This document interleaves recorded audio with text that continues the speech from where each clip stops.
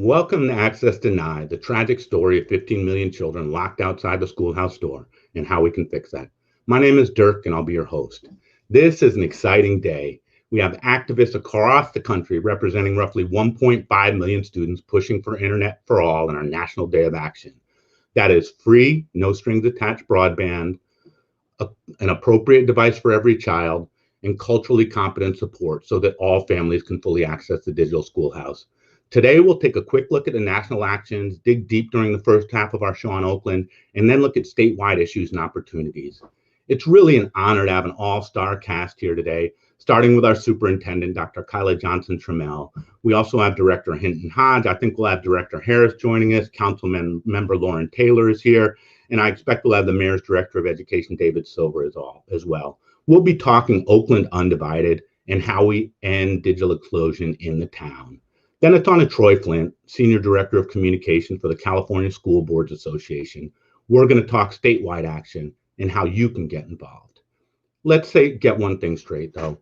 Internet's not a luxury. It's not a nice to have. It's an essential and it should be a right. You don't believe me? Take your modem, throw it in the garbage, put some potato salad on top of it, and say you won't touch it for an hour. I guarantee you're scraping that mayonnaise off in 5 minutes with your best brush trying to get back online. Many of our kids don't even have that option. We need to make universal access happen. At one point, the federal government was sending troops to open schoolhouse doors so Black children could access schools that were blocked by the likes of George Wallace's. Today, the federal government sits impotently by while cable companies do the exact same thing, and 15 million mostly underserved students are digitally excluded. It's time for a digital New Deal that brings a hotspot to every household in much the same way Truman promised a phone to every farm. It's time to level the digital playing field and provide an on-ramp for every family to the information superhighway. While we have some scattered local solutions, we've talked about some of those in the show, we need national action, which is why we have activists from Philly, DC, Kentucky, Atlanta, Chicago, St. Paul, Minneapolis, and right here in the town, fighting for the same thing, Internet for All. For the millions of children affected, from the hood to the holler, from sea to shining sea, in red and blue states and everywhere in between, we need to stand up. There are 15 million mostly disadvantaged children who can't even access digital learning, and they need you. Check out our National Day of Action page. You can see individual live actions, live protests, town halls, virtual live protests, social media posting, Twitter bombing Twitters, all kinds of ways you can get involved. Get in where you fit in on this because our kids need you. Access now more than ever can change fortunes or cement struggle. This is about those included, those excluded, and how we can change that. So I'd like to introduce our guests from Oakland, esteemed colleagues. It really is an all-star show today. I put on a fresh pair of sweatpants, and I even shaved. So this is a special day. Today we have, you can see who we got. We got real all-stars. I'll let you all introduce yourselves. I'd love for y'all to tell us a little bit about kind of your background, your role, and then what are you hearing from the community about access and what it really means? And can we start with you, Superintendent? Yes. Good morning, everybody, and thank you so much for allowing me the honor of being here to talk about this critical issue. Kyla from Oakland, happy to serve all of our 50,000 students across our city. I think, number one, the main piece I'm hearing is just overwhelm, right? This is an unprecedented time, and everyone in their own way is trying to adjust to what it means to live their life 100% remotely. And what that means for many people who are juggling, working, being parents. I am one of them. So excuse me if you hear my kids in the background as they're homeschooling. And just figuring out how you keep your motivation and engagement having to be learning. There are tons and tons of logistics. I talk to superintendents all across the state. And, you know, everybody is up late at night trying to figure out how you take a school district and on a dime, remember, we were in this in March, and on a dime, figure out how you run a school district. And when we're talking about urban school districts for tens of thousands of students remotely, you can only begin to imagine all the details into that. And therein lies just the challenge around just the digital divide, and just essentially every single district, particularly districts that serve Black and Brown students, saying there's no time to wait for the state to figure this out. There's no time to wait for the federal government to figure this out. It's hashtag hustle mode. And that's really what the Oakland Undivided campaign is about. It is, we're taking Peter, we're taking Paul, and we're trying to figure out how we get devices, hotspots, and capacity building around technology to our most vulnerable students and families as quickly as possible. Is it perfect? No. Is it a permanent solution? No, right? We have to continue to advocate for the policies we need so that every school district has the resources they need every year, even past this pandemic, to be funded, to be able to provide technology, just like textbooks, to be funded, to be able to provide hotspots, right? So families have it and they're not having to worry about even paying for it at a discount price, and the level of broadband, right? Because not only are there students left out, you cannot function right now as a citizen if you don't have access. Banking, just some of your basic needs. And so that's really the impetus and the rationale on getting this campaign up and going. Yeah, thank you. Thank you. Councilmember Taylor, I'd love to hear kind of what you're hearing from your constituents in the Mighty Six, where I reside as well.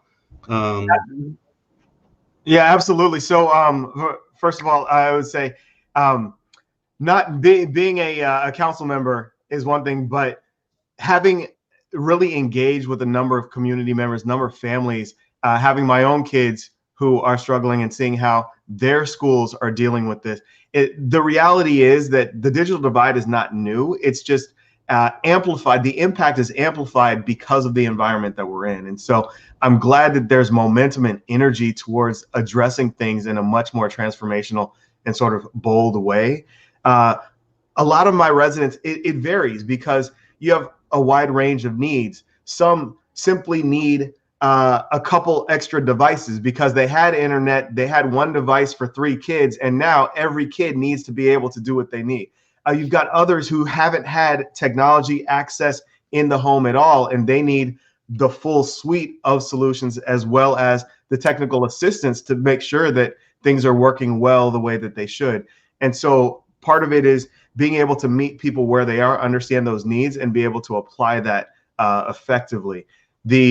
And we are now looking at internet as not just a luxury or a nice to have. It is a fundamental, it's a fundamental utility. Just like we get water to our homes, just like we get electricity to our homes, we need to be looking at internet technology access in that same way.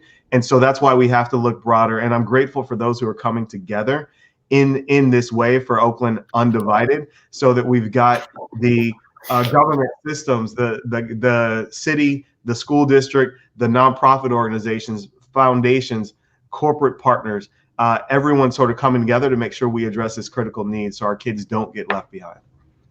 That's right on. And I love the idea of being creative. Like, we need to emerge with a stronger, more equitable infrastructure at the end of this crisis. That, you know, there was a toilet gap at some point where people didn't have indoor plumbing. There was a phone gap where people didn't have phones. We solved all that. The internet is no less essential than a toilet or a phone right now, and to really make that a part of kind of the basic level playing field that everyone in Oakland gets will make us stronger as a city. Glad you could join us, David. Thank you. I know sometimes it's a challenge again, and we're just kind of doing introductions right now and talking about kind of what we're hearing on the ground about access and the need for access. So I'd love for you to give us just a couple minutes about kind of your role and really what is the city hearing from folks about needs and solutions. Yep. Thank you, Dirk, and thanks for pulling everyone together. I think at the end of the day, this crisis, this pandemic that we've had, or this double crisis that we've had with the anti-Black racism as well as the pandemic, just shines a light on inequities that have always existed. And so we want to utilize this moment of crisis to actually address a systemic barrier and a systemic inequity that has always been, but now is just right in our face. I like to say that it made what was implicit explicit. And the bottom line is that when you have 25,000 kids in Oakland public schools, half of the kids that either don't have internet access or don't have computers, that is inequity. And that has always not been equity. But now when you have distance learning, it makes it so it's very explicit that you cannot actually address that learning without that. I think that at the end of the day, I think Oakland Unified did an amazing job of getting out Chromebooks to kids, or over 16,000 last year and now over 23,000 that have gotten out to kids to make sure that they can get that access. And at the same time, what we need to do is make sure that students and families have permanent access to not only computers, but also internet. And so the way to do that from our perspective, as the mayor, as director of education, we're trying to bring everyone together, Oakland Unified, Tech Exchange, Oakland Public Education Fund, Oakland Promise, the city of Oakland, to do a phased strategy to address this. Phase one, make sure that kids have access to computers and internet right away. Right now, every student in Oakland should have access to that because of the loaners that are going out from Oakland Unified. In addition, we have raised $12.5 million such that we can ensure that at least for this year, the 25,000 students have three things: a computer, internet, as well as that they have tech support to be able to access. That will help us for this year as we go forward, and kids will get to keep those computers as they come in over the next few months. In addition, though, it's not just about this year. We need to make sure that the next few years and forever, kids have access. As you've talked about, Dirk, this should be a public utility. We want to make sure of that, but that's not going to happen overnight. And so therefore, we want to partner to make sure that we can fill gaps over the next few years to make sure every kid in need has a computer technology access, as well as the internet access and support. And while we are doing what Lauren has done in terms of outstanding leadership to make sure that public Wi-Fi can be there across the BRT, and that is one of the phase ones, but eventually we want to look at what would it cost? What is the model? How do we learn from other cities to make this a public utility, to make sure that we can have broadband into the home, not only for students, but also for businesses, also for other low-income communities. And that's going to take us working collaboratively with government, with federal government. The fact that Kamala Harris is now running for vice president, she's been a champion for this. We want to take advantage of that leverage, and we want to make sure that we're working with the state and the city to not just address the immediate need, but long-term legislation and policy so that this can be good, close the digital divide for good. Yeah, that's right on. We need to change the rules of the game in this and change the structure of access. Director Hinton-Hodge, from the school board perspective, I'd love to hear a little bit about, again, you're in West Oakland, one of the most underserved areas in terms of internet access, west and east. I'd love to hear what you're hearing from the community, and also if there's things that the school board is thinking about in terms of pushing digital access or equity. Absolutely. Thanks so much, Dirk, for the conversation. And I actually want to hang on the words of changing the rules and interrupting, because I think we all kind of we all speak eloquently about the inadequacies and the inequities. Superintendent, Johnson-Trammell, walked onto the job. I mean, has been doing this work for forever. Like, it's a story of what happens when you don't have quality education happening in schools, right? And the work that we have to do around it. So I would say there's something to filling the gaps immediately. I don't think that this is anything that needs to be studied. I don't think that I think that there are vendors, there are folks that are doing this work in other cities right now. So to me, right, the urgency is real. So let's like put some energy behind that. I want to know what BRT is, so we can go back to that later. And I don't know if everybody knows what a BRT is around the country or even in Oakland. So this and Director Harris is going to come on later, and so we worked together on this. And the conversation was about, right now we are in a crisis, and we need to help kids access internet, help them access the devices.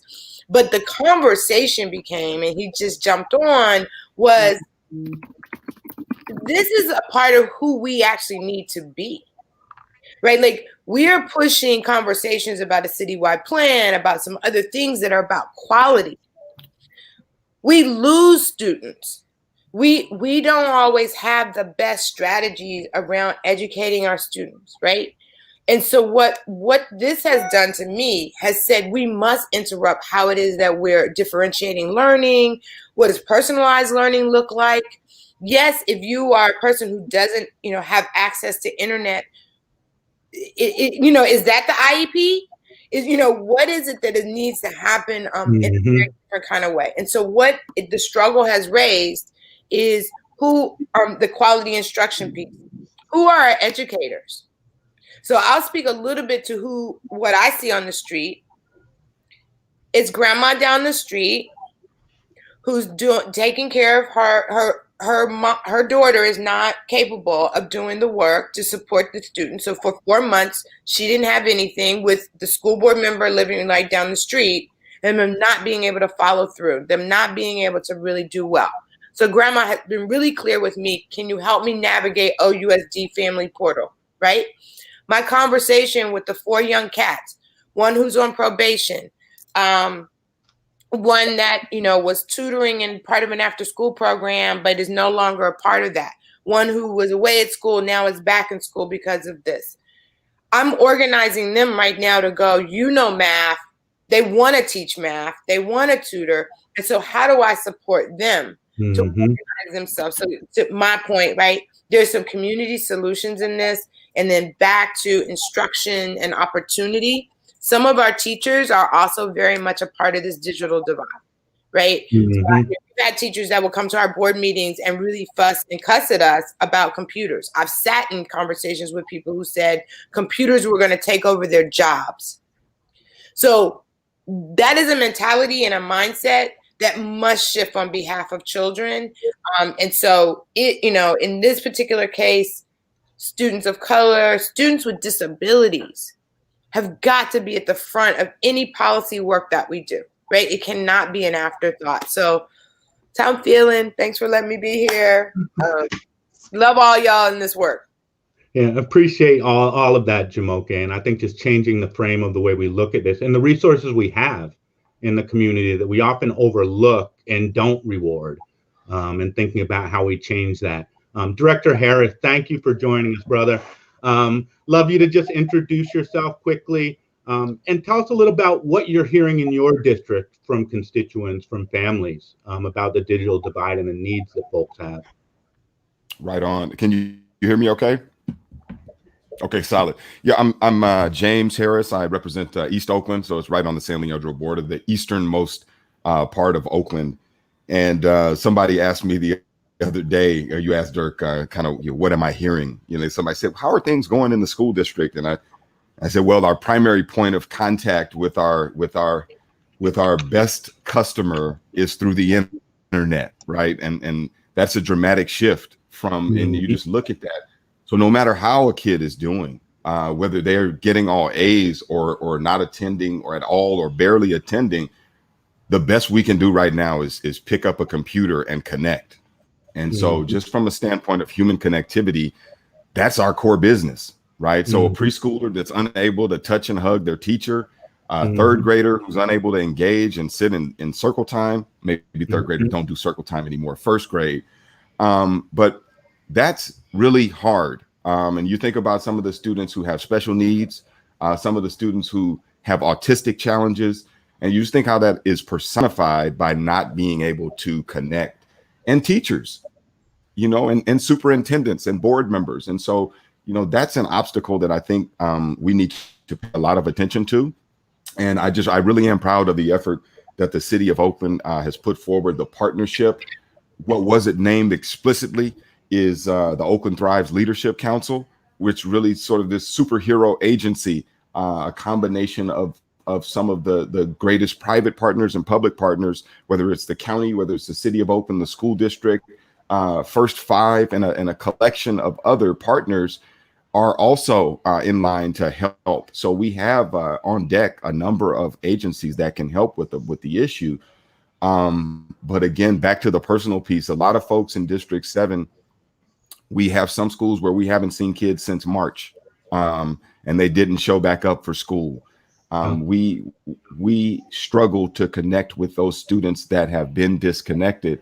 And when you add this component of distance learning, you know, if I got to go out and work and you know, we had one school that reported in April that 65% of them had two parents that lost their job at one elementary school in East Oakland. And so those elementary school students aren't maybe going out to work, but you think about that problem unfolding at the high school level. You think about a young high school, young man or young woman who wants to help contribute. They can't really be focused on school right now, right? So you think about what poverty can do in a time like this, and like Councilmember Taylor was saying, this really does personify our lack of attention, the lack of attention we've paid to those of us who suffer the most, and that's really what I want to lean into and try to affect, along with my colleagues, with you, Dirk, and everybody in the city. I appreciate that, Josh. Can you bring up? You know, half of students in Oakland suffer from digital exclusion. I think with those, we need to kind of update these numbers as we move forward with Oakland Undivided. But that's kind of the starting point where we started. Half of our students, and we know who those students are by and large.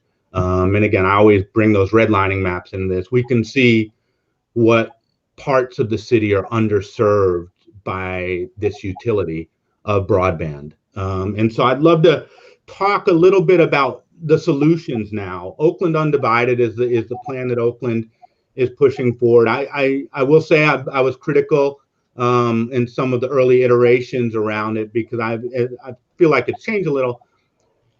Our families need free internet. They need free broadband, many of them. In any situation where they have to go to Comcast and pay, even if it's low cost, with all the asterisks involved in low cost sometimes, it just doesn't work. And because your parent doesn't pay shouldn't mean that you can't go to school. And as a basic society, we should guarantee that kids get to school. And so it sounds like we are moving more towards that free, sustainable look at this, and getting more creative in how we actually, Chicago's done it. They're giving free to every household now and forever. Students this year, and it's every low-income household next year, and then it's forever free. Chattanooga did it. A town in Appalachia did it, where they brought cables through the mountains on mules, and they have a gigabyte right now, which is faster than we get, and they're planning 10 gigabytes in Appalachia. And so these folks have done it. I'd love to hear a little bit about Oakland Undivided and how we're going to do it, and how we're going to really make it sustainable, and not something where, if you've been in Oakland a long time, there's a lot of promises made to Oaklanders, and usually prosperity kind of passes over and through the West and the East rather than kind of landing in it.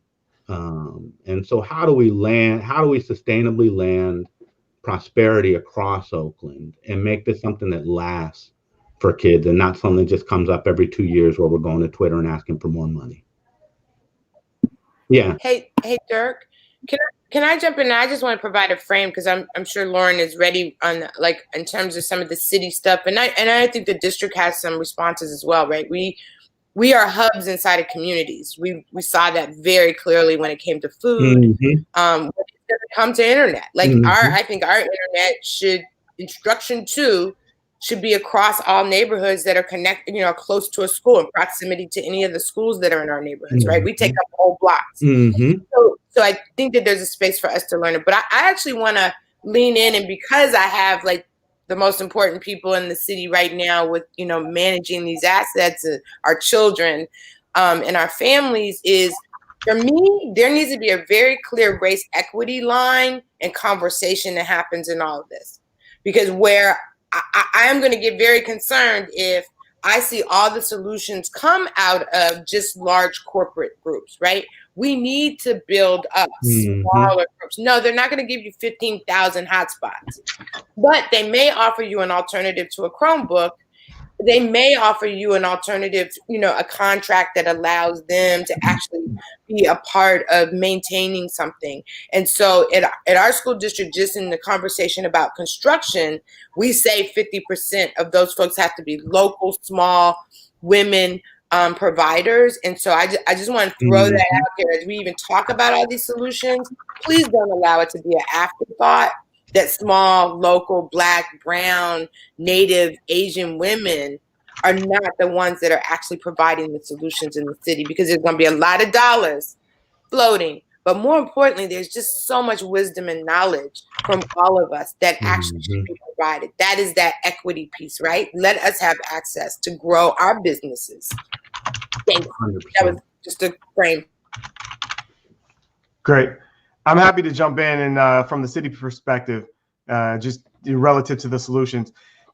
So from our perspective, we wanted to make sure that we're focusing on equity, focusing on long-term sustainability, and focusing on leveraging existing assets and resources in order to really address this gap. And so I was excited to join my colleagues on the council to invest more than $7 million into creating a citywide broadband, taking advantage of the fiber cables that were laid along the new transportation project, our bus rapid transit, which threads right in the middle of the densest area of need along International Boulevard or East 14th in Oakland. And so since we have dedicated fiber optic cables that can provide that internet backbone, we were in a position where we could direct some of our CARES Act dollars in a way that would set up the longer term infrastructure or backbone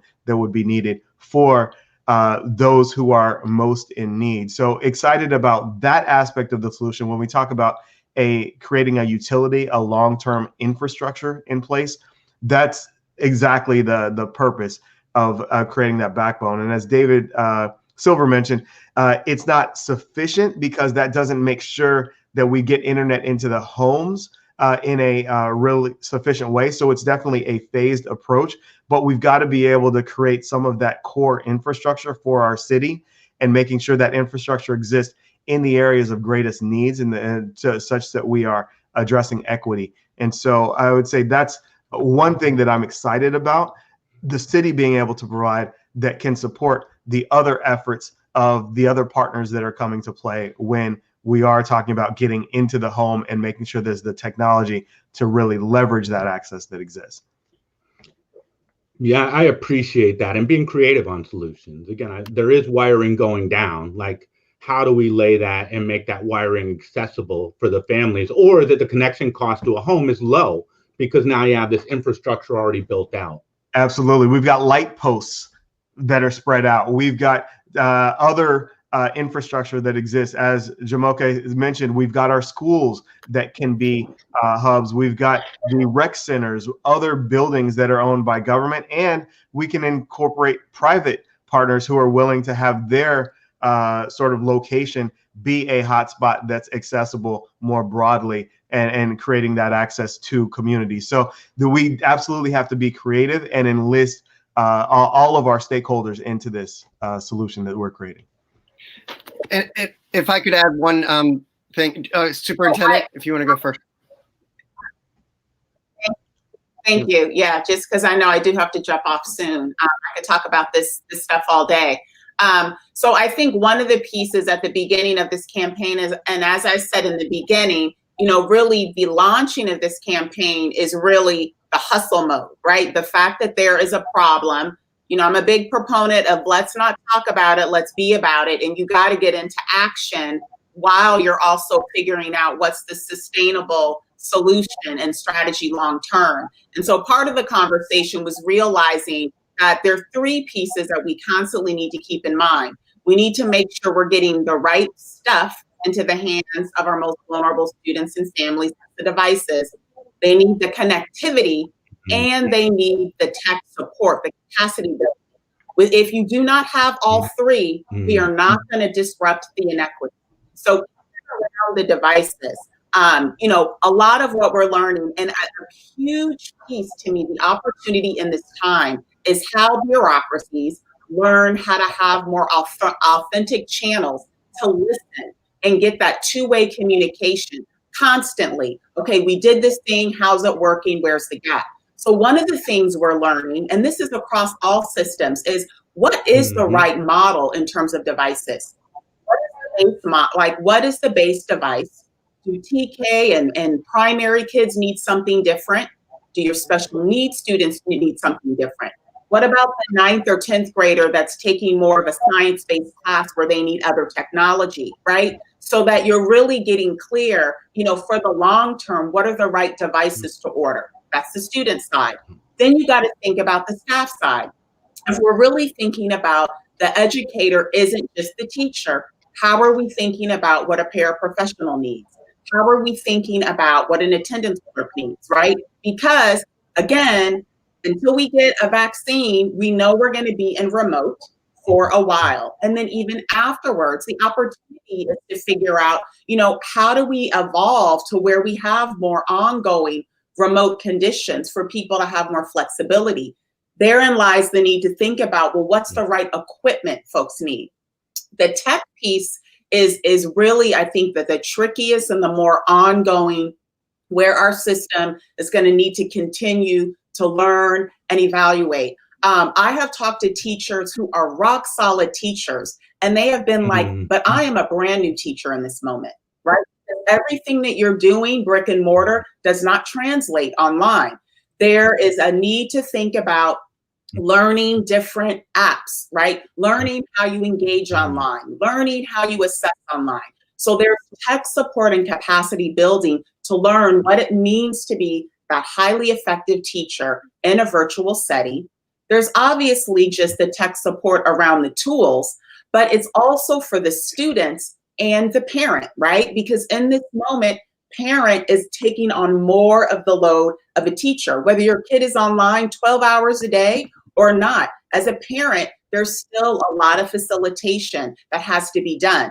In Oakland, that means we need to think about race, as Director Hinton-Hodge was saying, and also language. We are a diverse community. So how are we making sure corporations are being more mindful of, do we have tech support in different languages, right? Which means right now, until a lot of these systems and policies are changed, it's a lot of folks on the ground in the city, in the district, community-based organizations, making sure our mom parents, Arabic, Chinese, you know, Latino, Spanish, that everyone is getting the information, right? So because we fielded questions from, I have the hotspot, it's not working. Did you connect it to this piece? Oh, didn't know it was there. Thank you. 5-minute call. But that's happening times thousands of students and families. And in addition to that, 20 to 30 different languages. So that's a lot of the stuff we're learning on the ground. To then figure out, what does that mean in terms of how we need to engage with parents differently? What does that mean in terms of the support teachers need?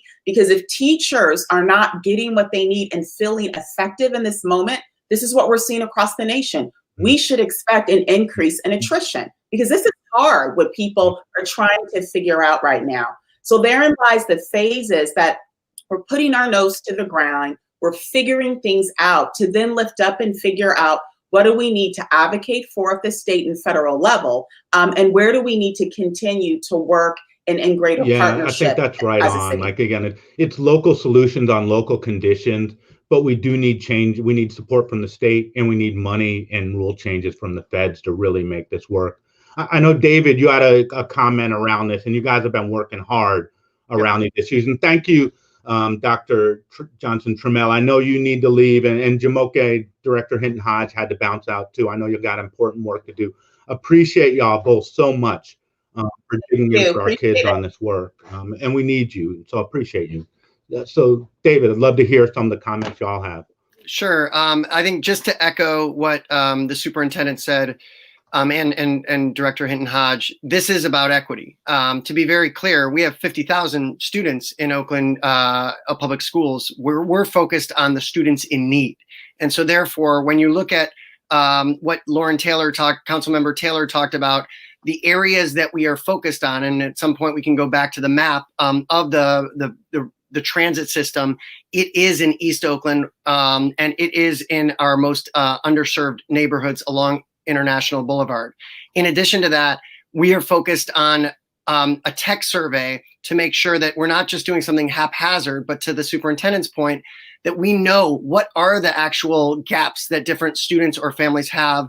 What are the gaps they have in their home? What are the gaps in terms of internet access and or devices and or support, and how do we connect with them? So therefore, we are doing outreach. We have, as part of Oakland Undivided, we have a family and community engagement committee. We're trying to do proactive outreach to the different communities that need it most, partnering with CBOs, partnering with others to make sure the message goes out. It's not just some general message, but it is focused and targeted. 80% of the 25,000 students that have actually filled out the tech survey so far are from free and reduced lunch backgrounds. We want to focus on those students who have highest need. In addition to that, I would say, you mentioned before, Dirk, just to clarify, I think we're in full agreement. Families should not have to pay anything. And our goal down the line is to make sure that this is a public utility. But even right now, as part of Oakland Undivided, when we partner with Comcast or when we partner with other T-Mobile or others, the families pay zero. So just to be very direct, any family that needs internet and that fills out that tech survey, if they do the quote $10 Comcast deal, they don't pay the $10. The Oakland Undivided campaign is paying those fees for those hotspots as well. And I'll just say that just in terms of numbers, because some people have had questions about it, the Oakland Unified School District has loaned out already 23,000 Chromebooks, 7,000 hotspots to date as loaners. And then as we go forward, we have purchased 25,000 additional permanent home devices, home computers that will be distributed and have already started to be distributed. Over 4,000 were distributed last week, for example, as well as 15,000 hotspots to make sure that kids that need it can get those as well over time. And our goal is by end of September to have almost all of those out, and any that are delayed, whether it's because of differentiation for students who have special needs or kindergarten who need touch screens, as the superintendent said, and might take a little more time, we're going to make sure that they still have a device as they go forward. So everyone will have a device and to be able to access the distance learning. Great. And I do just think that cultural competence piece and working through the CBOs is just critical. We've done some work with just mom speakers around device distribution and internet access, which again had its own set of challenges. They're all overcomable, but it makes us focus on those challenges. I know Lauren had to leave. Thank you, Lauren. And we're bringing in Troy Flint as well from the California School Boards Association. I think some of y'all may know Troy. He's showed up at Oakland once or twice over his couple of years in this game. Couple times. Yeah. So I wanted to bring you into this conversation. We were talking Oakland specifically to start, but I think we want to talk about how we partner with the state, what the state is doing, what folks can do to support the efforts of the School Boards Association, what you're hearing a little bit statewide and what that means for Oakland. So you want to introduce yourself, Troy, and just tell us a little bit about yourself, your role, the SBA, and what are you all hearing up there? Sure. So in my current role, I direct comms for the California School Boards Association, and we represent almost every school district in the state, nearly 1,000 school districts, and each of California's 58 county offices of education. So that's more than 1,000 education agencies that we represent. And right now, obviously, one of the big issues that our members are grappling with is how to serve students in the pandemic. And not just in terms of the instructional piece and distance learning, but also in terms of providing the full range of services that students and families and staff need. And the lack of broadband access is a real inhibitor to all students, and it threatens to exacerbate these learning deficits that many students have, particularly in under-resourced communities, in our low-income urban and suburban communities, and as well in our rural communities, which is another area that sometimes gets overlooked in the discussion. And so something I've really been reflecting on as I've been listening to this conversation and as I read about what's happening in Oakland, I still follow that closely, even though I don't work for the district, is there's been this amazing coming together of all these different assets in the Oakland community, whether it's the mayor's office, whether it's the city council, whether it's the district, whether it's all these nonprofit and community organizations, whether it's Comcast or whoever. It's not perfect, but given the situation that people were dealing with, that rallying together and that fusion of resources has been impressive to see. But as a statewide organization, what we're looking at is what do those districts who don't have the resources of an Oakland, who don't have this really powerful community network that Oakland has built up over years and generations, what can we do for them? So we can't just have all these piecemeal solutions to get where we want to be as a state. We need something broader. We need to have universal access because this is a universal problem. Like you talked about earlier, you can't fully participate in society these days if you don't have internet. You need internet for telehealth. You need internet for banking, basically. You need internet to access a lot of public services, to pay your bills timely so you don't get extra fees that pile up and get people behind. And of course, now we need it for learning. And we're in a situation where 20% of our families, depending on which study you look at, don't have internet. That's a disgrace. We're in the 5th largest economy in the world if you consider California as an independent economy. We are the mecca, the epicenter of the global technology industry, and yet just miles away from Silicon Valley, you have large groups of people that can't get on the internet, or if they do have internet access, a lot of times it's not high quality, it's not fast enough. That's one piece that gets overlooked is the quality of the internet connection, right?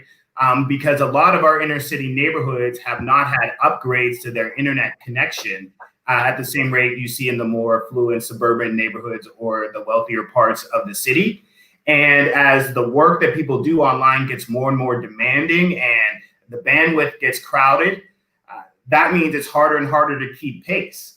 And then in some of our rural areas, kids don't have internet at all. Mm-hmm. So we need to look at this as an educational problem, but as a societal need that has to be addressed. The same way we did telephones, back in the 30s, right? Everybody has access to a telephone now. There's nowhere you go, the furthest place pretty much in America you can get on the phone. That's the way it should be for internet. So our goal at CSBA, and there are other people who are working on this too, but we really want to get universal broadband, and that's going to involve, yes, it will involve some money, but we need to get a bond going or something along those lines. And this is the type of bond that I think people should really respect across partisan lines because one, the dividends it's going to pay off are tremendous. Depending on which study you look at, for this generation of kids coming up who are just starting school now are going to be digital, right? These kids need to have the experience of being online, of being familiar with whether it's coding, digital instruction they need to receive. They need that, or we're going to be 20 years from now talking about why do we still have unemployment rates at this level? Why are the Black and brown communities, why are the rural communities fully participate in this economy? Why is there this big achievement gap? Why is there this big income gap and all those associated with it? We have the chance to get in front of that now. 2 or 3 decades ago, I don't think it's any surprise. People have known since the 90s that the internet was going to be the dominant communication means, and we're seeing that now, but we didn't do anything until it's a crisis because now kids can't learn. That's the American way, is we wait until it's a crisis and then we run around like chickens with our heads cut off, and then we implement some half-assed solution because we're in a hurry, and then we're stuck with that for generations. So what we want to do is take the crisis of this moment to rally support to get broadband internet. We were working to get a bill for a bond this year. It didn't happen because it was coming together late in the year once people really started to see, oh my, this is a big deal. But by next year, we'll have more time to get all our ducks in a row. So we would love for the Oakland community and for all communities to throw their support behind that when we do find a legislative author for the bill and get that in the legislature in 2021. In the meantime, there are a couple bills which are not as big as universal broadband access, but they are important sort of stopgap measures. One of those bills is AB, sorry, I'm forgetting the, let me just check the bill number, is at AB 570, which is Aguiar-Curry. And that bill is basically, it's legislation backed by 10 co-authors, and it would require the Public Utilities Commission in approving infrastructure projects to prioritize those projects which get internet, which get broadband access to unserved communities. Those are basically the rural communities, and to our underserved communities, basically low-income communities or any communities where they haven't upgraded the internet so that it's reliable for people to use and supports distance learning and supports telehealth. There's also another bill which we're supporting. It's a Senate bill, the other bill. It's Senate Bill 1130, which also has a similar goal to get the PUC to prioritize and to get more money into projects which expand broadband access throughout California. So we really hope that people contact their legislators and support that. A shout out to someone who's local to the Bay Area, Nancy Skinner, advocating not just to meet the federal minimum standards when we do this, but to have the fastest possible internet speeds. So we're not already behind the times in another 5 years. By the time we complete the build out, then it's already outdated.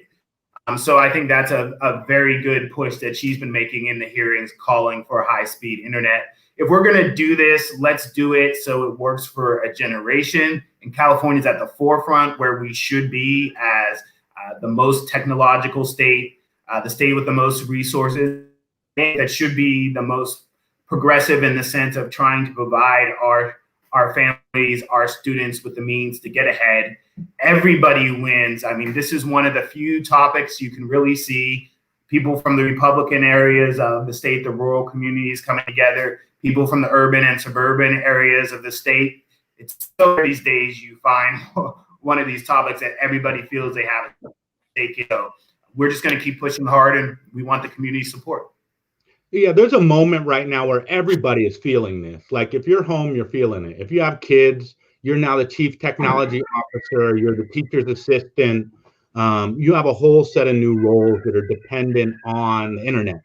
And again, like you said, if you want telehealth without getting sick by going to the hospital, if you want to apply for a job or unemployment, all that's the internet. And the opportunities that opens up for our families as well. And what it shuts off if you don't have it. Like Steve Jobs will not be Steve Jobs if he's born in East Oakland without a computer and without access. He's going to be Steve the busboy.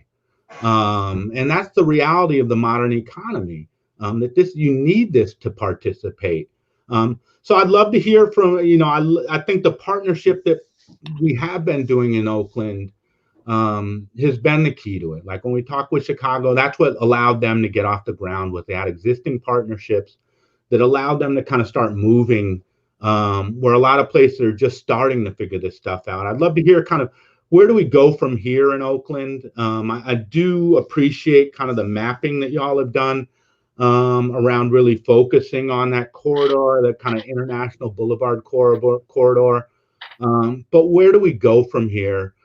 And what should the community be doing right now around this? How can people be involved and make sure that this actually happens the way it should happen versus, sometimes we get a lot of promises without the real benefits coming down the road. So how do we make this really happen? I think a couple thoughts that I have, Dirk, when you share that, and Troy, good to see you again, and come back to Oakland when you're ready. Anyway, I think in terms of the community, I think there's three things that could occur. So one is that, at least with Oakland Undivided, we know this is going to be an imperfect campaign. This is a massive problem, and getting every single student to have internet, computers, and focusing on those in highest need, many of whom don't have homes or are facing barriers or have faced systemic racism. We need to do more. So the way we want to do it is, number one, we have a family and community engagement committee. And so that committee shares information, but also gets feedback. So you can go to our website right now and give feedback as we go. And there'll be other feedback loops. We'd like to actually do in every single district different listening sessions to find out what's working in West Oakland versus East Oakland. What are some things that we're missing as we go forward, or Fruitvale? So one way is just to give feedback. One person, a great example was we got some feedback from John Jones around some communication that we had that was not as accurate as it could have been. We spoke to him, got that feedback, and then we updated that communication. And then now the community is clearer about the fact that everyone does have devices as we go forward. So those are the kind of ways that we want to work together. Second is, I think we also want to make sure if you are a family member and or you have connections to any other students in need that does not have access to internet, does not have access to computers, fill out the tech survey. Literally, that is the key, because then we can know who you are. We can make sure that we're not just giving it out, but we can actually follow up and have that communication. Literally, you just go to undivided.techexchange.org. Tech Exchange, our main partner there, undivided.techexchange.org, and just fill out that link. It's super easy. And please, if you're a community-based organization, spread the word to other people that may have need. And then I would say third is that we do need advocacy. So right now, I'm not an expert around all the different federal guidelines and regulations and barriers, state regulations, city regulations, but there's a lot. And we are going to need to push, whether it's at the federal level, hopefully with Kamala Harris, whether it's at the state level with Gavin Newsom and other people like Nancy Skinner and Rob Bonta and others, whether it's at the city level with leaders like Lauren Taylor and James Harris and Jumoke, Hinton-Hodge and others. We need to actually pressure those people, and also partner with them so that they can have the support to change the policies, because there is going to be other people that don't want to change. And there's going to be certain economic factors that will lead people to say, no, we can't do this. And it's going to be an advocacy campaign that we need to have everyone on the same page to push for equity to truly close the digital divide for good. Yeah, 100%. James, you have thoughts. One thing I just say is, like, I love that pressure and partnership stuff. And there's more than enough money to solve this. Again, they came up with $2 trillion in the first stimulus bill, with $17 billion going to Boeing. There's $1 to $3 trillion that they found in the last one. So money is found when people want to find money. It's just, we can't find two nickels to rub together for black and brown kids' internet sometimes. So I do think that pressure and partnership stuff. But James, I'd love to hear your thoughts on this stuff. Like, what can the community do? What should we be doing? How do we hold ourselves accountable to making this real? Well, I think the one thing Jumoke talked a little bit about it earlier is policy. So at a board level, we can create the context and the requirements. So in the second meeting in September, we're going to adopt a distance learning policy. And I think Troy probably would confirm districts all around the state are moving in that direction. I think AB 77 gives you some great guidelines. CSBA has released a framework for policies. And what we're really doing is saying basically what everybody on this call has said. Every kid must have access. Every family must have access. If they don't have a hotspot, they have to have a hotspot. If you have any special need, then we have to take extra special care in reaching you and making sure you're getting the acceleration you need.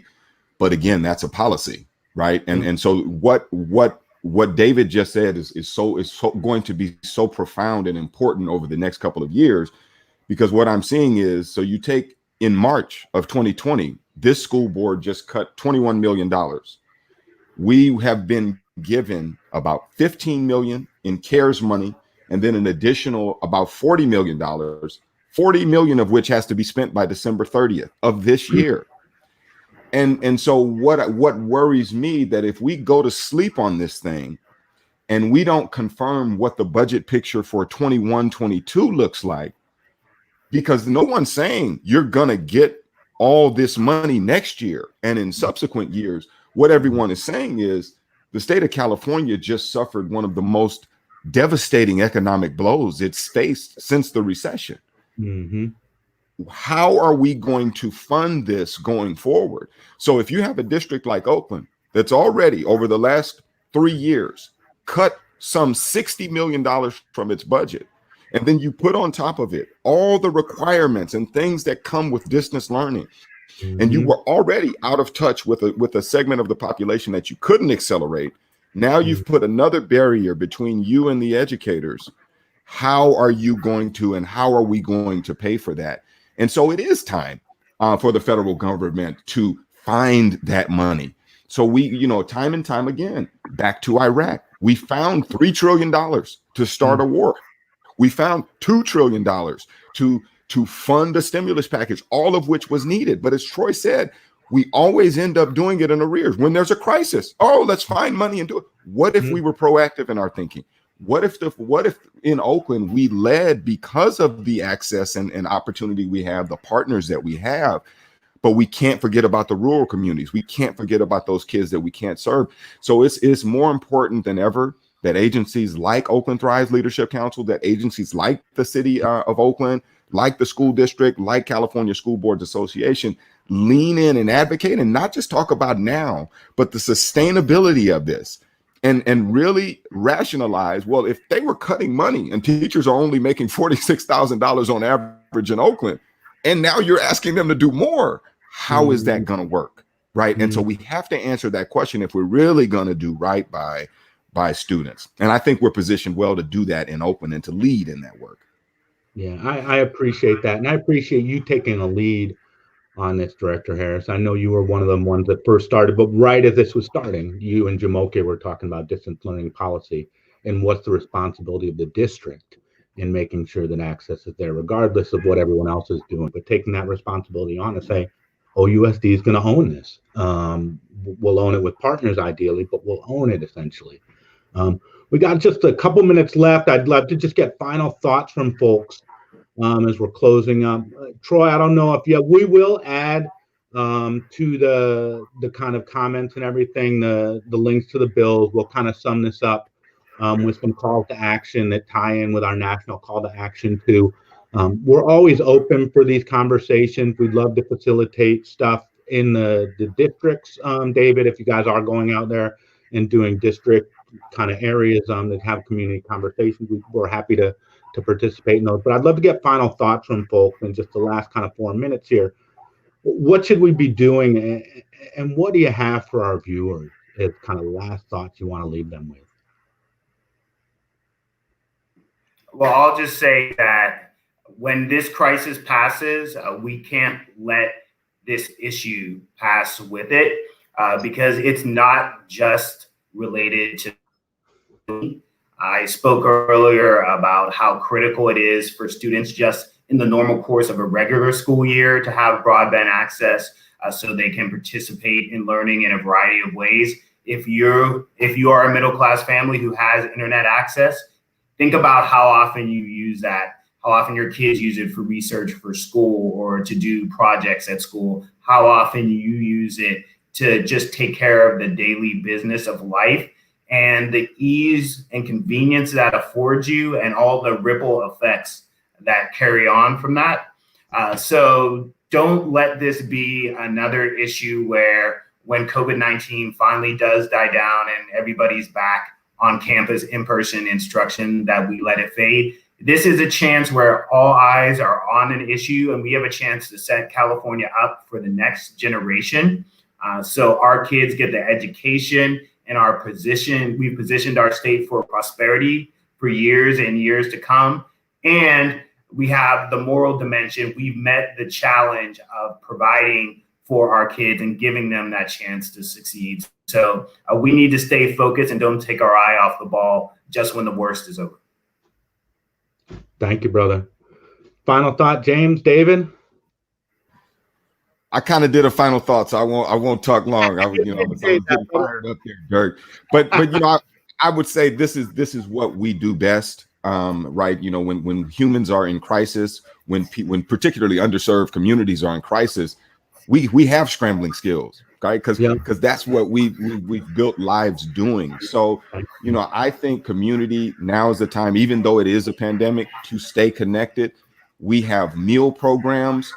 There are various ways you can be out in community helping someone who doesn't have access, who doesn't have the food that they need. Connect, stay connected, and stay together, and we'll get through this. But at the end of the day, if we don't have the money to fund this beyond this year, we're dead in the water. We have to make sure this issue remains front and center and that it remains well funded.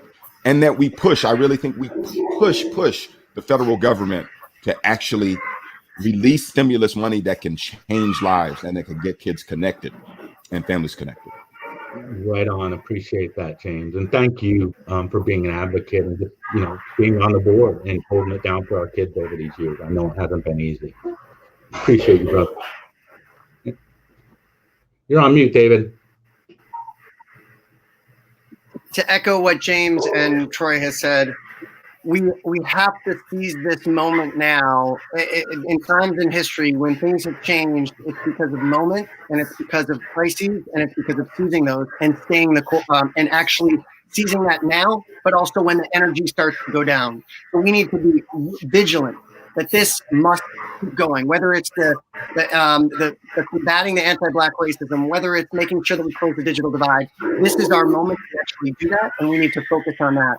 And then I think the second thing is we always need to think about this in phases. We need to make sure that we are looking at the long-term phase to make sure that this changes and we keep our eyes on the prize, that we won't rest until we close the digital divide for good. And we also have people on the ground right now that are suffering, and we want to address those needs right away. And I want to encourage community-based organizations, families, anyone you know, go to that website, undivided.techexchange.org, and join some of the 25,000 that have already filled out that tech check survey. Fill it out. Encourage people to fill it out. And frankly, if you have feedback, if you want to get involved, if you want to learn more, if you want to support, as James said, we're going to need more funding as we go forward too in this interim period. We actually literally in our tech check survey, many more people than we expected actually need a computer because of what's happening with COVID.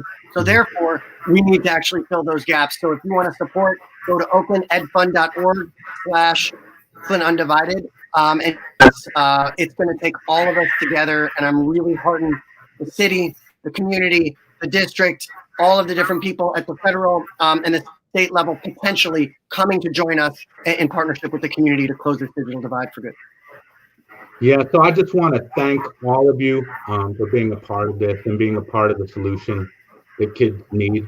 For folks watching, again, we're about on our 100,000th view right now. We got 35,000 supporters, including Arnie Duncan and Jeb Bush. I think we're going to get John King in here too. So this is something that we all need to push for, to take this moment and seize it, and come out with something that's better at the end of it. We've exposed so much about what's wrong, but we have all the solutions right in front of us. And it's really the human resources of folks like you guys, folks in the community, that are going to make this real for everyone. And we need to fight for the folks that aren't able to fight for themselves in this. And that's rural, that's in the East, that's in the West, that's all over the place. So I appreciate you all. To the viewers, please visit Oakland Undivided, check out the work of the California School Boards Association, take a look at our landing page for our National Day of Action. Like I said, we have 8 different cities doing action. Some of those are going right now. You can participate in those. We have some work going on around tribes and trying to give the tribes some more time to get their own spectrum. There's a lot of ways you can get involved, and if you just follow the stream, we'll put all those links up for you. But I want to thank all of you for just being a part of the solution. Let's keep the dialogue going. We're happy to be a part of this and just keep pushing on it.